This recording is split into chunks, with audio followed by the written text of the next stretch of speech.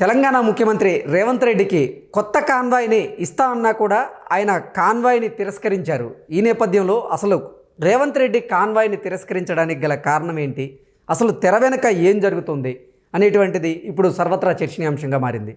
ఇక ఈ అంశానికి సంబంధించి మనతో మాట్లాడేందుకు ప్రముఖ సీనియర్ జర్నలిస్ట్ దుర్గాకుమార్ గారు మనతో ఉన్నారు.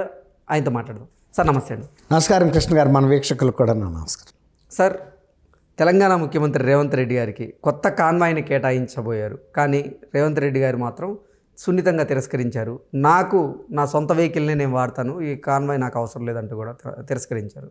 ఏంటి సార్ అసలు రేవంత్ రెడ్డి గారు కాన్వాయ్ని తిరస్కరించడానికి గల కారణం ఏంటి, అసలు తెర వెనక ఏం జరుగుతోంది అంటే ఏం చెప్తారు? అంటే ముఖ్యమంత్రులుగా అయిన వ్యక్తులు ఎవరైతే ఉంటారో వాళ్ళు కూడా ఒకప్పుడు మీలాగా నాలాగా సాధారణమైన వ్యక్తులే కదండి. కానీ వాళ్ళకి ఏంటంటే వ్యక్తిగతంగా కొన్ని అభిరుచులు ఉంటాయి, కొన్ని కోరికలు ఉంటాయి, తీరిన కోరికలు. ఇలా జీవించాలి, అలా జీవించాలి నేను ముఖ్యమంత్రి అయితే అని. అట్లా ఇప్పుడు కేసీఆర్ గారిది ఒక స్టైలు, ఆయనది ఏంటంటే అన్నీ కూడా ఆడంబరంగా ఉండాలి, ఆయన స్థాయికి తగ్గట్టు. ఇప్పుడు ప్రగతి భవన్ లాంటి బిల్డింగు గతంలో ఇంతవరకు చరిత్రలో ఆంధ్రప్రదేశ్ హిస్టరీలో అట్లాంటి భవనం కట్టుకున్న వ్యక్తి ఎవరు లేరు. గతంలో కొంతమంది ఇళ్లలో అంజీ గారు లాంటి వ్యక్తి బర్కత్పురాలో 2 బెడ్రూమ్ హౌసింగ్ బోర్డు ఇచ్చిన అప్స్టైర్లో ఉండి కూడా ముఖ్యమంత్రిగా గడిపేశాడు. అంటే ఒక్కొక్క ముఖ్యమంత్రి ఒక్కొక్క అభిరుచి ఉంటుందండి. చాలామంది ఏం చెబుతారంటే కేసీఆర్ గారి గురించి బాగా సన్నిహితులు, ఆయనకి పెద్ద కాన్వాయ్ మెయింటైన్ చేస్తే అది ఇది ప్రౌడ్గా ఫీల్ అవుతాడంట, సంతోషిస్తాడంట, ఆయనకి హ్యాపీగా ఉంటుందంట. ఎప్పుడైనా కాన్వాయ్ పెద్దగా ఉండాలని కోరుకునేవాడంట మొదటి నుంచి. ఆయన ఓ రాజకీయ నాయకుడిగా నేను కూడా ఒకనాటికి అట్లాంటి పొజిషన్కి వెళ్ళి ఎంత కాన్వాయ్ అంటే మా మధ్యలో నాగపూర్ కూడా కొన్ని వందల కార్లు వేసుకెళ్ళాడు. నాగపూర్ బీఆర్ఎస్ పార్టీ పెట్టిన తర్వాత మహారాష్ట్ర ప్రజలు అదిరిపోయారంట ఆ కాన్వాయ్ చూసి. ఆయనకి అది ఒక షోకు. అట్లా కవిత గారు కూడా ఒకసారి నిజామాబాద్ అంత పెద్ద కాన్వాయ్ వేసుకెళ్ళారు. ఒక్కొక్క వ్యక్తిగతమైన అభిప్రాయాలు, షోకులు ఉంటాయండి. అది కేసీఆర్ గారికి బాగా ఉండదు అని వాళ్ళే చెప్తారు. స్నేహితులు బాగా సన్నిహితంగా ఉండే గాదే ఎన్ఐ గారు లాంటి వాళ్ళు, ఇంకా అంతకంటే సన్నిహితులు కూడా చెప్తారు, తప్పలేదు. ఆయన అదే మెయింటైన్ చేశారు కూడా. కాన్వాయ్ చివరి రోజు కూడా కాన్వాయ్ వస్తుంటే వద్దని చెప్పి బోయినపల్లి వినోద్ కుమార్ గారి వెహికల్లో ఎక్కి వెళ్ళిపోయాడు కదా. తర్వాత ఇంకో కారు 2 కార్లు ఫాలో అయినాయి ప్రైవేట్గా, అది వేరు. ఇప్పుడు రేవంత్ రెడ్డి గారు ఏంటంటే ఆయన బాగా ఒక కార్యకర్త స్థాయి నుంచి వచ్చాడు. దీంట్లో కూడా పనిచేశాడు టీఆర్ఎస్లో, తర్వాత అంతకుముందు టీడీపీలో కూడా చేశాడు. అందులో ఇప్పుడు రాష్ట్రం ఒక ఆర్థికంగా ఇబ్బందుల్లో ఉన్న టైంలో ఈ ఆడంబరాలు ఎందుకు, ప్రజలకి కూడా కొంచెం చూస్తారండి ముఖ్యమంత్రులు వాళ్ళ ప్రవర్తన తీరు ఎట్లా ఉంది అనేది. ఇప్పుడు వాళ్ళకు కూడా కడుపు మండుతుంది. కాన్వాయ్ వెళ్ళేటప్పుడు గంట ముందల్లా వెహికల్ని ఆపేసేయటం, అది అనేక మంది అనేక పనుల మీద వెళ్తూ ఉంటారు. మామూలు ప్రజలు వాళ్ళకి ఎంత నష్టం అండి, కష్టం అండి. అవతల ప్రోగ్రామ్స్ మిస్ అయిపోతారు ఏమైనా కార్యక్రమాలకి. ఈ పోలీసులేమో అంతకుముందు ప్రజల్లో కలిసి తిరిగినప్పుడు లేని భద్రత ఇంత హడావిడి ఎందుకు పెట్టుకోవాలి? కొంతమంది ముఖ్యమంత్రులు కూడా ఆలోచించాలి. పోలీస్ శాఖలు ఇంత హడావిడి చేస్తున్నప్పుడు నాన్న అంత వద్దమ్మా, కొంచెం తగ్గించండి. ఇప్పుడు ఏదైనా జరిగేనాడు ఎవడ ఆపలేడండి. ఇందిరాగాంధీని ఆమె సెక్యూరిటీ గార్డులు కాల్చేశారు. తర్వాత రాజీవ్ గాంధీ గారు కూడా ఎక్స్ ప్రైమ్ మినిస్టర్గా ఎన్నికల ప్రచారంలో ఉన్నప్పుడు ఆయన మీద బాంబు ప్రయోగమే జరిగింది. అట్లా అనేక దేశాల్లో కూడా దేశాధ్యక్షుల్ని కాల్చి చంపిన అమెరికాలో కూడా జరిగింది. కెన్నడీని, ఇంకా అంతకుముందు కూడా ఇంకొక ప్రెసిడెంట్ కూడా అసాసినేట్ చేశారు. ఒకసారి శ్రీలంకలో పర్యటనలో ఉన్నప్పుడు రాజీవ్ గాంధీ గారు ఒక గౌరవ వందనం స్వీకరిస్తూ ఉండగా ఒక సైనికుడు, అప్పుడు మనాళ్ళు పీస్ కీపింగ్ ఫోర్స్ అని ఐపీకేఎఫ్ అని వెళ్ళిపోయారు, పీస్ కీపింగ్ ఫోర్స్ అని పంపి వీళ్ళు దారుణాలు చేశారని ఆ కక్షతో సైనికుడు తుపాకీ మడమ తిప్పి వెనకాల మెదడు మీద వెనక కొట్టాడండి.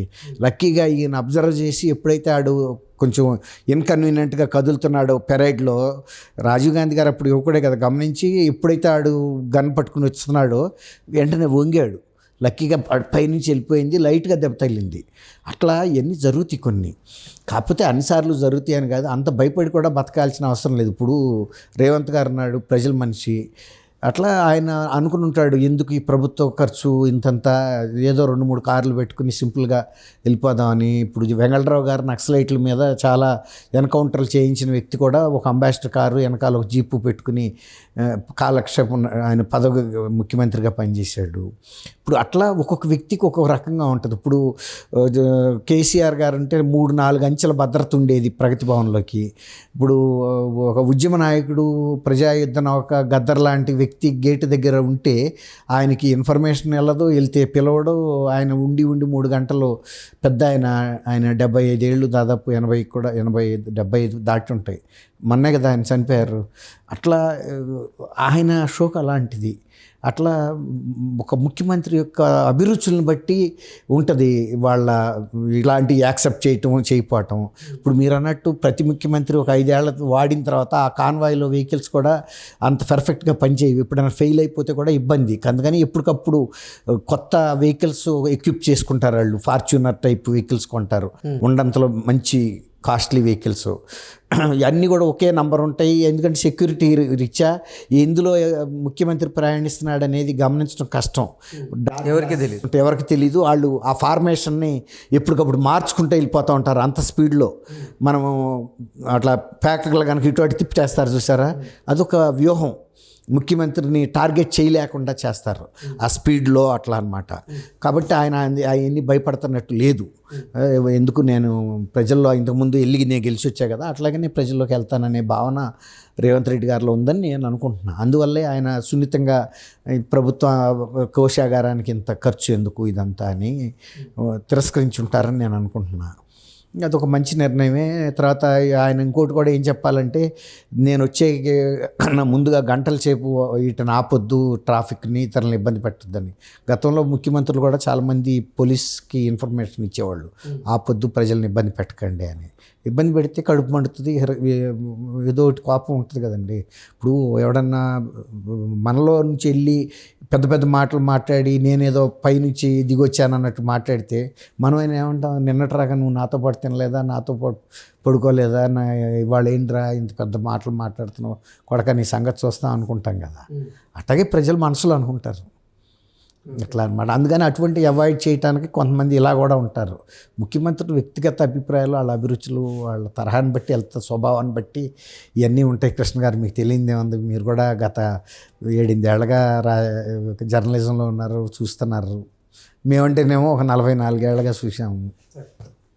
ఓకే, అంతేగాని రేవంత్ రెడ్డి ఈ ప్రభుత్వ కాన్వాయిని వద్దనివ్వడం వెనక ఇతరత్ర కారణాలు ఏముంటాయండి? ప్రభుత్వం అంటే సొంత వాహనాన్నే వాడతా అన్నారు. ఎందుకు? ఖర్చు తగ్గిద్దామని.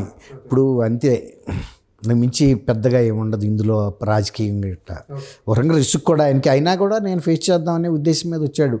ఆయన రాత్రిపూట తలుపులు పగలగొట్టి పోలీసులు లాక్కెళ్ళిపోయినప్పుడు కూడా ఆయన ఫేస్ చేశాడు. ఇవన్నీ కొత్త ఏం కాదు ఆయనకి. అదే పోలీసులు ఇవాళ ఆయనకి సలాం చేస్తున్నా తీసుకుంటున్నాడు. ఇవన్నీ పార్ట్ ఆఫ్ లైఫ్ అండి. Okay sir, thank you so much. Thank you Krishna గారు. మన వీక్షకులకు కూడా నమస్కారం.